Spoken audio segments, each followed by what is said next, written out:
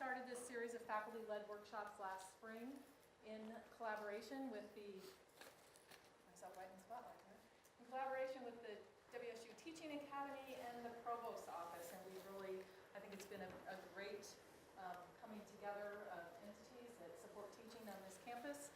And today we're here to talk about academic integrity issues, which I know is key in a lot of people's minds. And we have a great panel spearheaded by, or started with Adam Jussel, and Adam's title is Director of Student Standards? Student Conduct, yeah. Student Conduct. Yeah, formerly known as. Adam's going to start us off with a short presentation and talk about academic integrity issues at WSU and the process and sort of frame the conversation. We then have Dr. Richard Zack and Dr. Doug Hindman to talk about how the issues they see in the classroom and some of the strategies that they've applied to try and overcome concerns about academic integrity. We are fortunate to have Dr. Derwin Rose, Interim Vice Provost for International Programs, and Dr. Mary Wack, Vice Provost for Undergraduate Education. And although they don't actually have a presentation piece that I've asked them to give, they're here to provide their expertise and answers on a variety of things. And really what we're looking for today is conversation about where you are as faculty, where your concerns are, what you're trying to address, strategies maybe that you've tried in your classrooms that seem successful or less successful. And I will also say that I will speak if there are questions, concerns, issues that relate to online students. I am happy to address those, talk about those as well. So we're going to get started. I'd like Mary Wack from the Office of the Provost to say a couple of words about the Provost's support of our faculty-led workshops. Well, yeah, happy to. I think on a variety, I'm happy to. In so many different ways, issues of teaching are fundamental to every aspect of every campus, and academic integrity is really undergirding that in so many different ways. And if I could just take a couple of minutes to describe my own kind of personal revelation a couple of years ago that I think destroyed my innocence or my naivete perhaps about this issue, might be helpful as a pre-framing of the framing that Adam is going to do.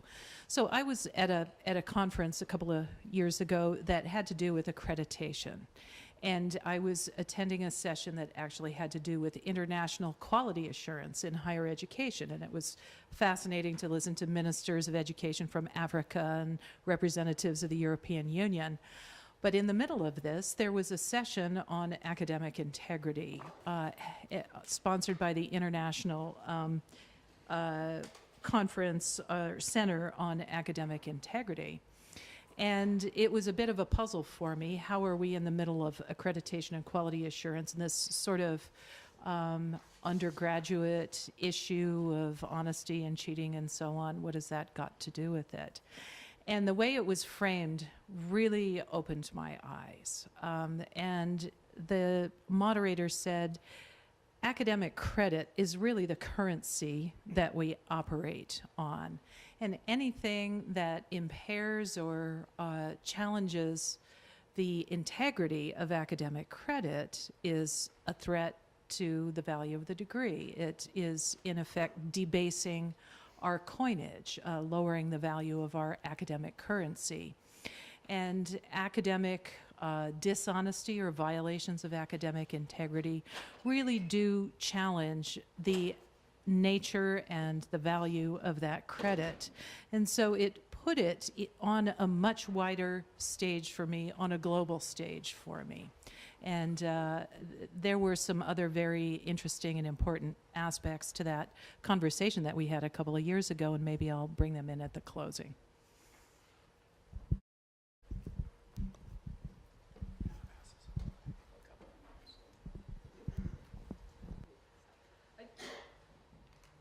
I do just want to explain that we do have individuals that we are streaming this presentation to as well. So although you may be able to hear everyone really well without the microphone, the people we are streaming to can only hear if we're talking into the microphone. So we will have someone running around with a microphone as we're going through the question and answer period. Thanks.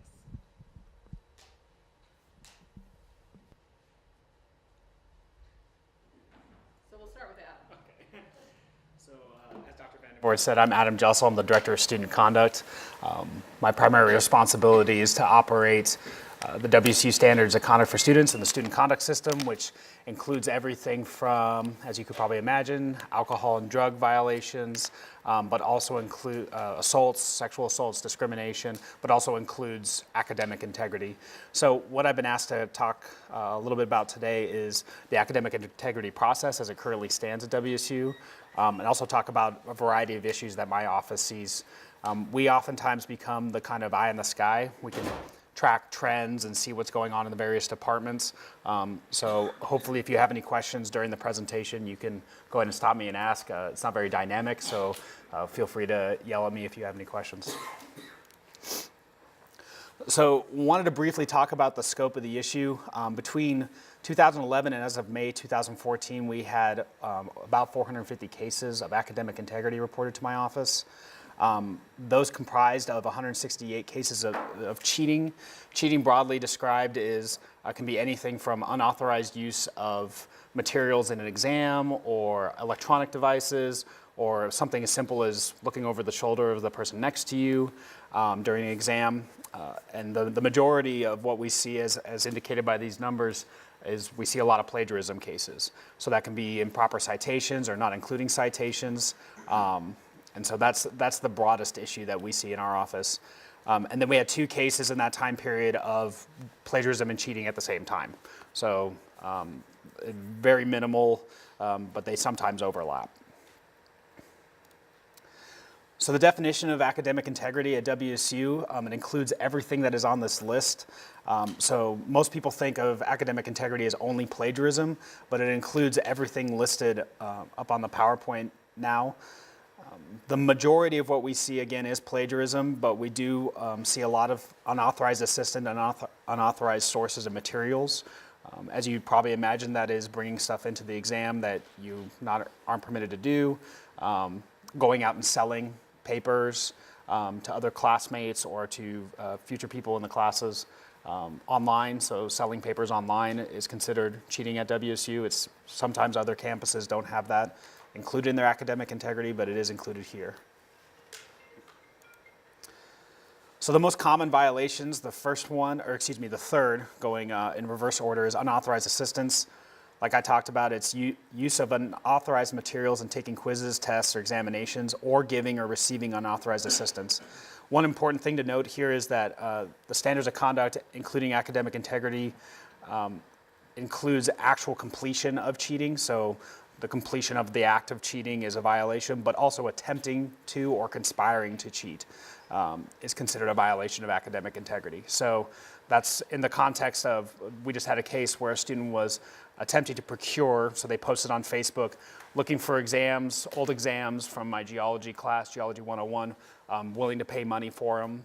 And that actually was reported by a grad student at the University of Idaho who saw it on Facebook, reported it to my office. That is considered a violation of the academic integrity policies because it's an attempt to cheat.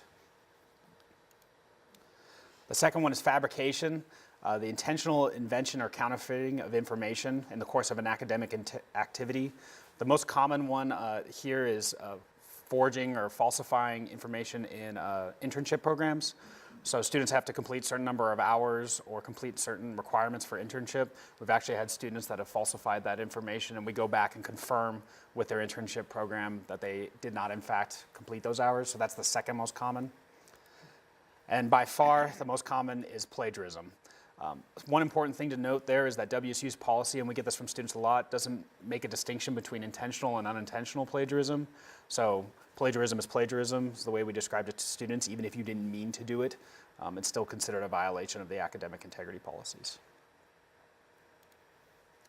So what happens if there's an alleged violation? Just talk a little bit about the process. The first step is with the instructor. The way our academic integrity policy is written is the instructor is the first decision maker in our process. When the instructor believes that there is a violation, they compile the evidence or information indicating that there was and meets with the student about the issue. Then the faculty member determines whether a violation occurred. From that conversation, if the student disputes that there was a violation, then it's up to the instructor to write a letter to the student or an email saying that, we met on X date. I believe an academic integrity violation occurred because X, Y, and Z. and then refer the matter to my office.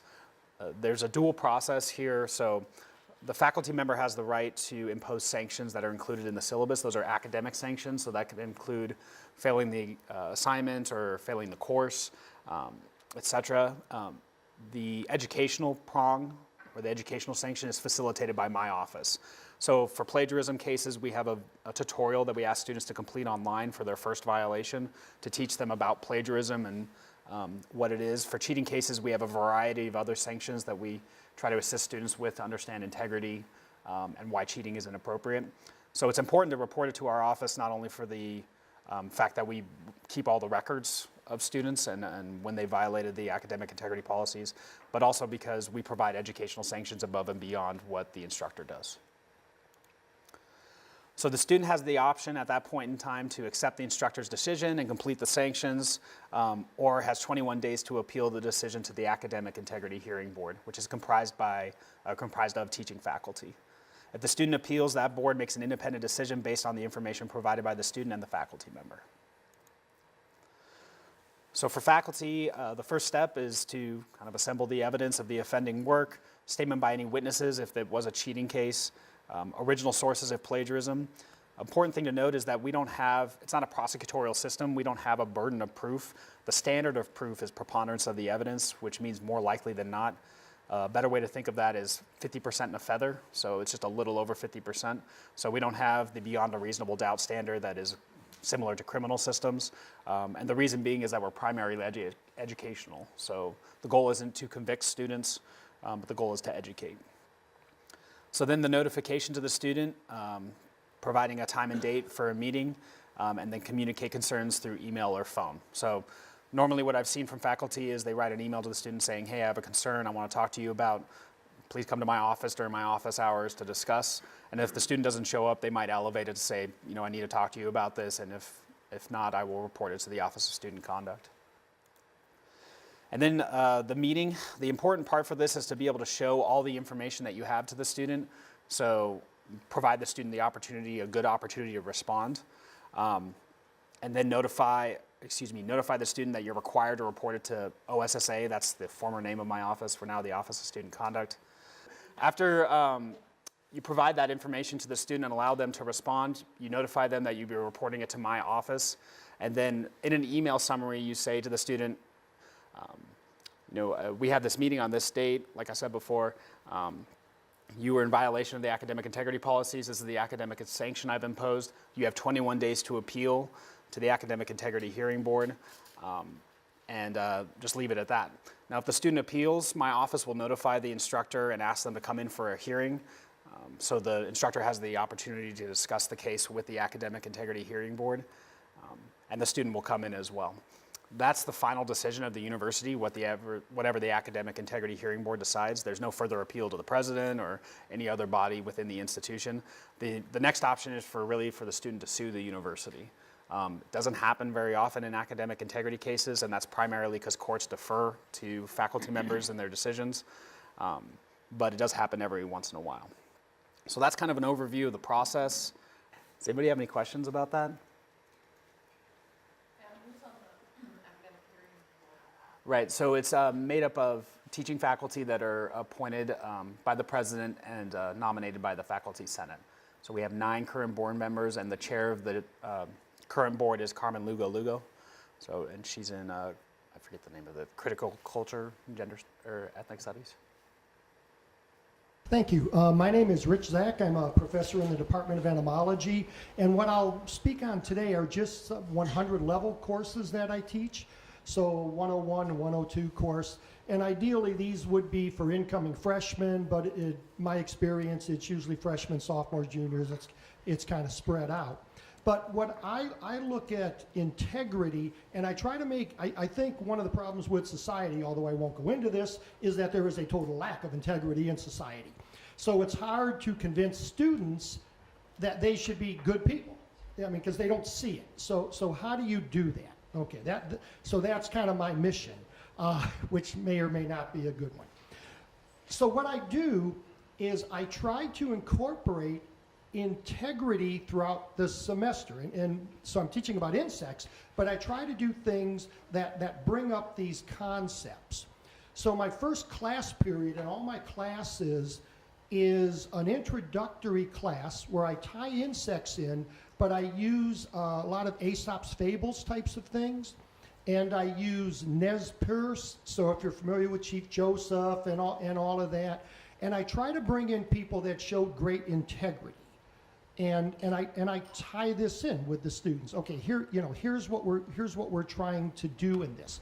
So I look at it more as an educational type of item in at least these classes. So we'll do readings, we'll talk about integrity, we'll talk about items of the day that are going on kind of, and how these affect things. And then we'll talk a little bit about, what is cheating? What is academic integrity? And I tie this into science because in science, if you cheat, then you disrupt the whole system. And in science, cheating can't be tolerated because science is built on the work of others.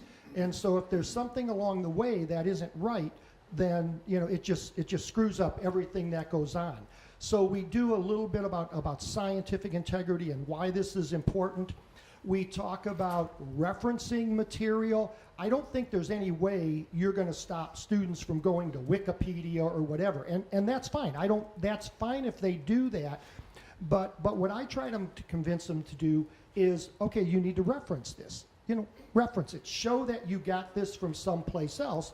And again, in science, that's very important because you do yourself more justice by referencing than you do by not. It's very important that you give credit because the people that review your science are the ones that you're giving credit to. And so they're going to take this seriously. So we talk about a lot of this. Okay, I don't know that works. I think it works with good students, but it doesn't work with all. So the other thing that I do is I try to put the fear of God into them a little bit.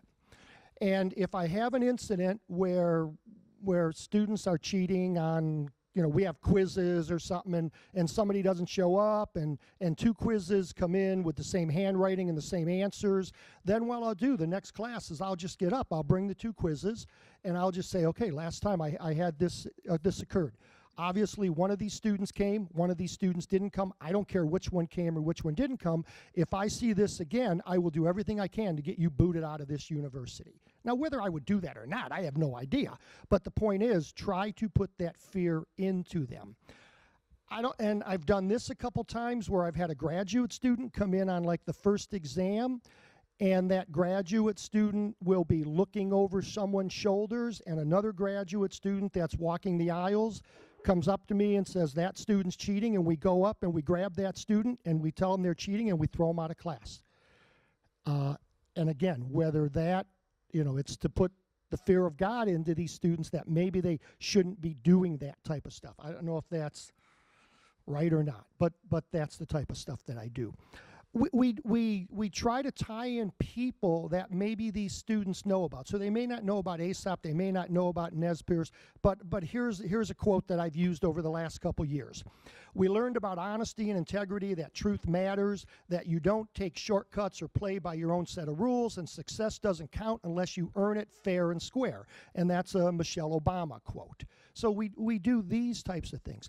So again, it's trying to get the students to understand that integrity is a big picture. It's not necessarily that you looked over the shoulder to see if answer to A was B, C, or D or something.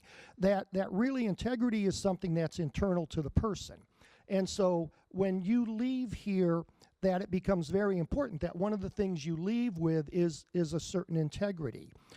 One of the things that I do in every one of my courses at the beginning is I play, if you've ever seen this, the Steve Jobs convocation or whatever, graduation talk at Stanford, where he talks about, not going to college and doing all of this stuff and basically his life philosophy.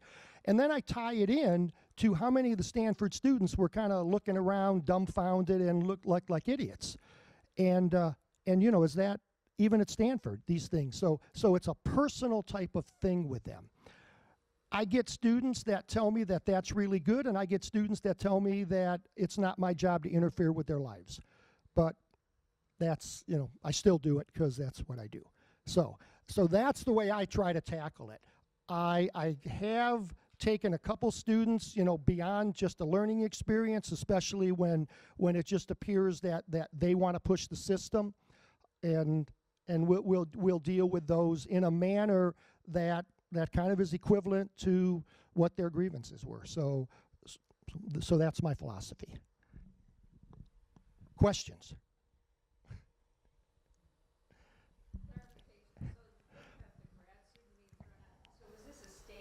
Yeah, so this is staged, right, Okay. right, So you humiliate the guy in front of the class, so everybody gets a point. right. So but it's my grad student who's being humiliated. Humiliation, it's a tough type of thing because, you know, you don't want to humiliate it, and I try very hard not to humiliate any students. If there's something going on, I pull the student aside, but I just use that as, you know, nobody knows who that student is. They think it's just the student of the 300 in the class, and I think it works pretty well sometimes. Yeah.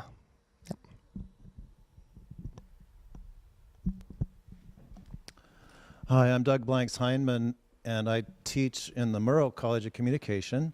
About 3 years ago, our dean subscribed to Turnitin.com for the entire college, became aware that we were having issues with our journalistic style writing, as well as classes that do more academic, traditional kinds of writing. And so I started using it pretty seriously, found that it was a great teaching tool for giving feedback to students. It has a quick mark section, so you see the common errors you can stamp on students' papers. Saves you a lot of time. They don't have to read your bad handwriting. It's all done online.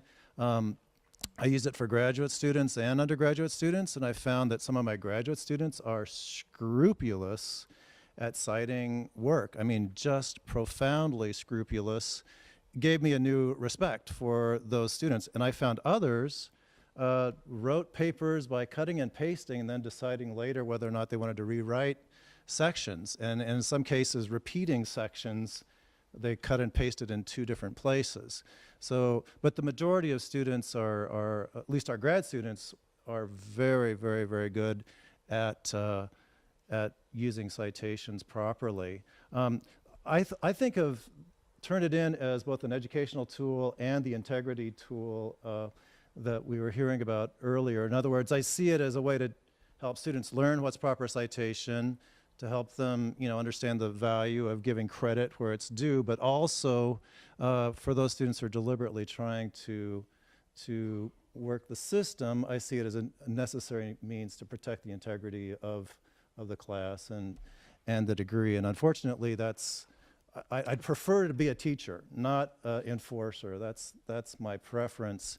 And so my goal is to make all of these infractions educational or learning experiences for the student, not only in the way they have to come to terms with what they've done, but the fact that they have the right to challenge my decision. So that's why I think it's really important to report to student conduct, if nothing else, just to show the students that I too am held to a external review. My decisions are not just summarily, you know, applied, that I have to go through the same process, and they have a chance to make their pitch. I find that I have the best luck when I've trained students. The library, Corey Johnson, has this really great plagiarism tutorial, because I think the biggest problem students have is how to properly paraphrase, and this takes you through about 11 questions about paraphrasing. And once students go through that, I feel like I can really hold them to a pretty high standard for proper paraphrasing and APA style.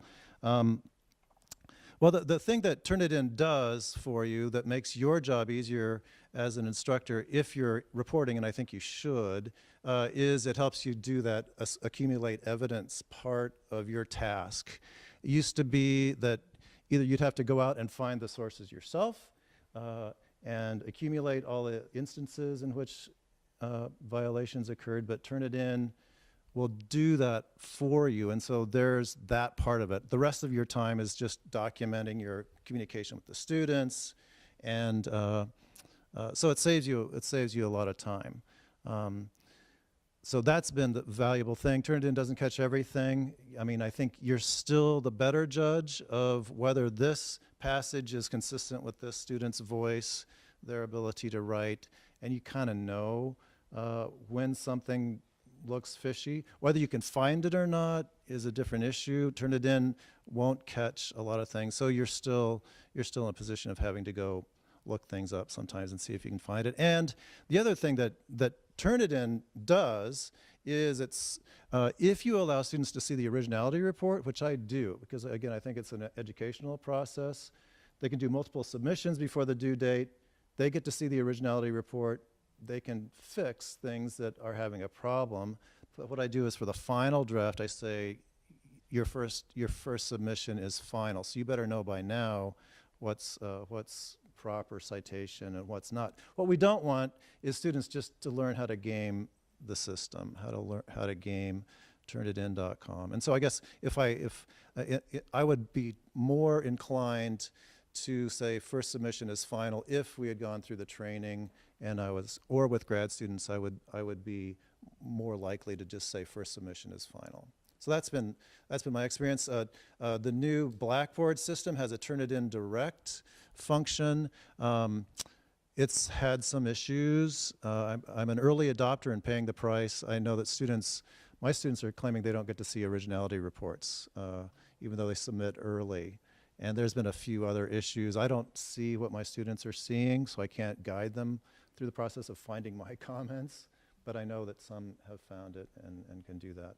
But so that's the new system. The Blackboard has its own safe assign system, which I think works better.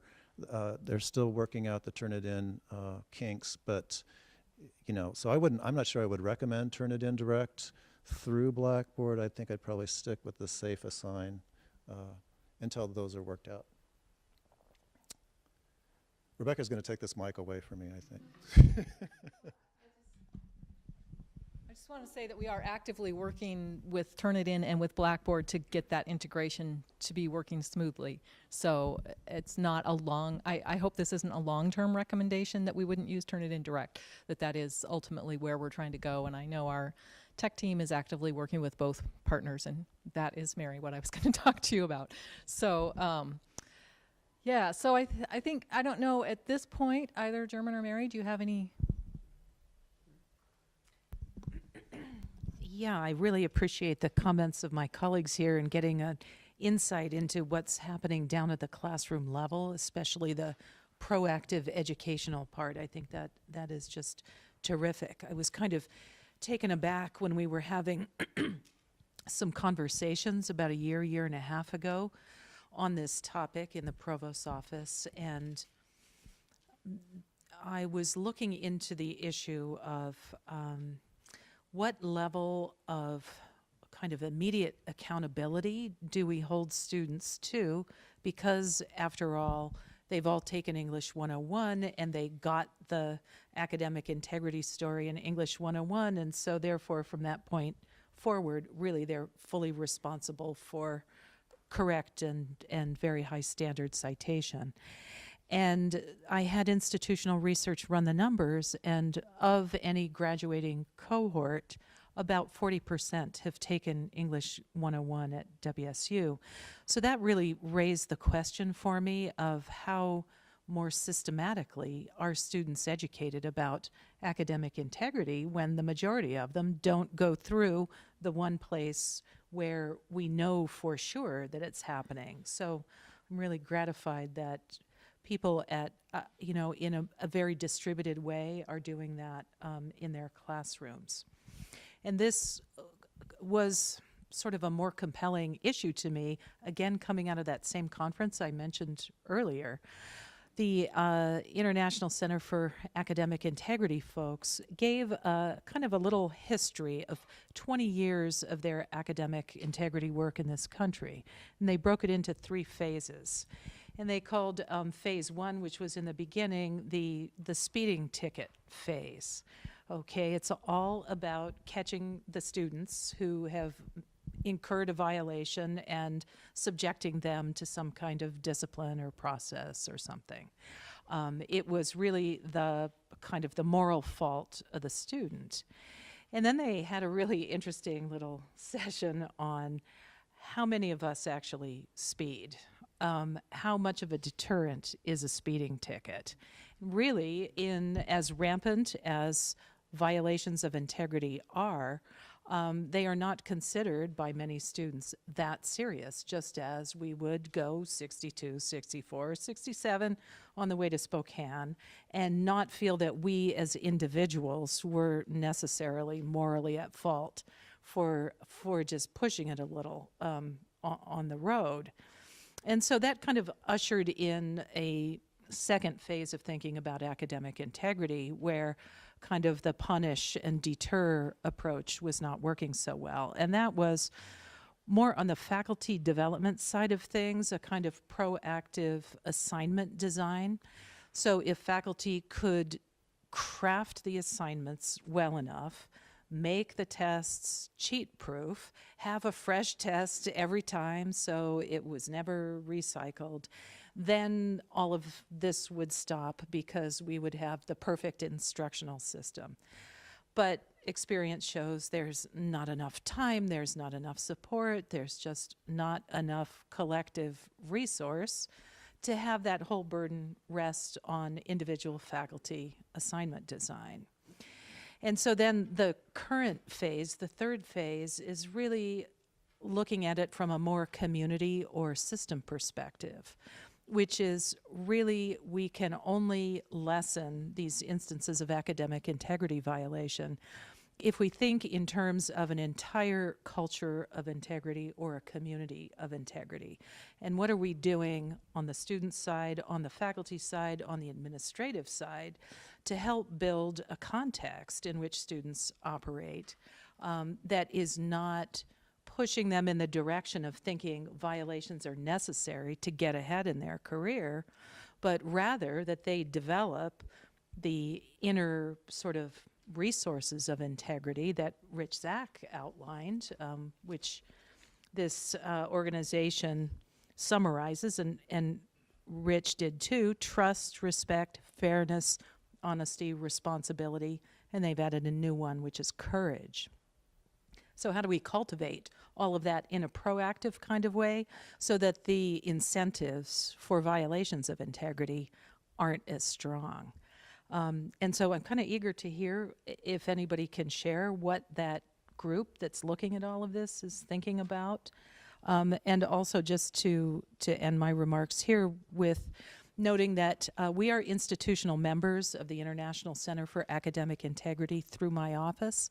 And so I just Xeroxed this brochure, which is a couple of years old, but feel free to pick one up, and you can sign up as a member through WSU's membership and get access to the listserv, the resources, videos. You know, you can show these little YouTube videos in class and stuff.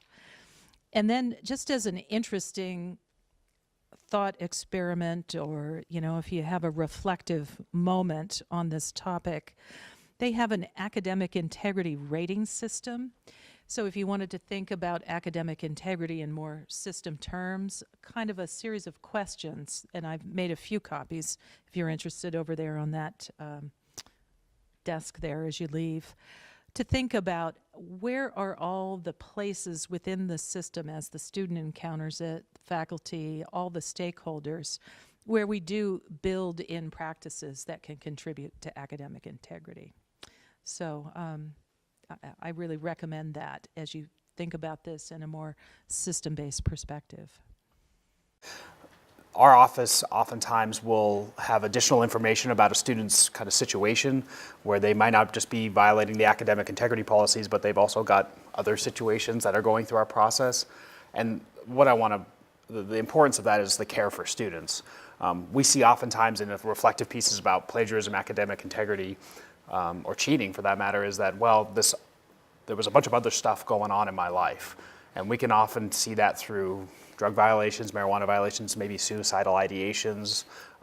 So it's important to report, because then if we get that information, we're looking at the kind of the whole student, what's going on in their life, how their academics doing, and so we can engage. We have a student care team on campus here, and oftentimes that'll be a trigger point for us to engage that student care team to provide additional care for the student. So I think it's important to report not only for kind of enforcement and record keeping, but also just knowing that we're looking at that as well. And the second comment is, as Mary hinted, is that we do have an academic integrity task force now that has been charged by the Faculty Senate to look at all aspects of academic integrity at WSU, including but not limited to cheating, definitions, policy and process, technology, training, sanctions, and so forth. So that group is kind of in its infant stages and working through that, but our hope is to provide those recommendations to Faculty Senate by the end of summer. With some real actionable plans on how to move forward and maybe change our process and our system for academic integrity issues. So we are pretty much out of time. I hope to continue this conversation in the fall. I also am on the Academic Integrity Task Force, and it would be great if perhaps we could have a panel follow-up to talk about what kinds of recommendations that group is making, and to continue. It would have been great to hear where all your concerns and why you're here, but at this session, but hopefully you've heard some ideas, you know about some resources, have some people to contact if you have further questions or want to provide us any information. I do always want to take a minute to thank my staff for helping to put these on, and want to mention that we have 2 more faculty-led workshops coming up this spring. One is March 24th, first generation students, and again we'll have, I think, a small panel with student faculty and to talk about addressing those student kinds of issues in your classroom. And the last one will be, we're collaborating with the Office of Assessment and using your course evaluation data effectively, and that's April 21st, I believe. So you can sign up for those now on the elearning.wsu.edu website. And I would like to give a round of applause to our panelists.